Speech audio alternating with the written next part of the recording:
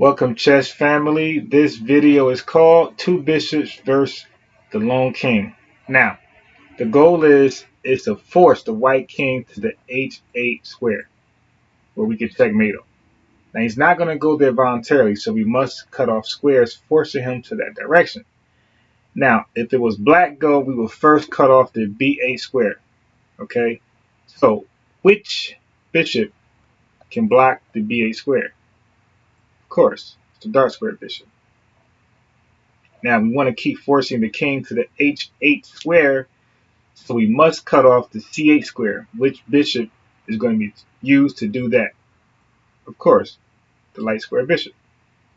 Now we don't want the white king to get ahead of our black king, so we must move our black king into opposition, because when the king's at opposition, we're cutting off the three squares in between us.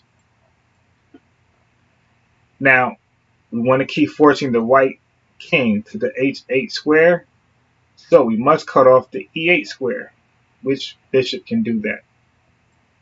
Light square bishop. Now this part gets a little tricky. We don't have to worry about cutting off the f8 square because the white king is trying to get to the edge of the board. So we got to stop him from getting to the edge of the board. If he does that, then we got to start all over. So we must cut off the h6 square. So we will use our dark square bishop to do that. So now white is trying to get to the edge of the board. He's trying to get to the h5 square. So we got to use a bishop to block that square. And of course, it'd be a light square bishop. Okay? Now, look at the king. He moved up to the g7 square. So we want to just move our bishop, our light square bishop, to h5.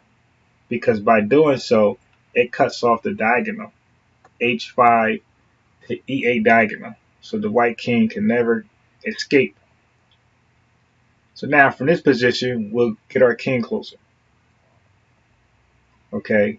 Now we want to block off the h7 square, pinning the king to the 8th rank. So we can use our king or our bishop, but it's better to use our bishop. Now we're in place for the checkmate. We want to force the king to h8. What move can do that? No other move but bishop c5. So from here, we'll do a waiting move because we want to get our king to his checkmate square, which is g6. Now, waiting move, check, checkmate. So please rewind the video if you need more practice.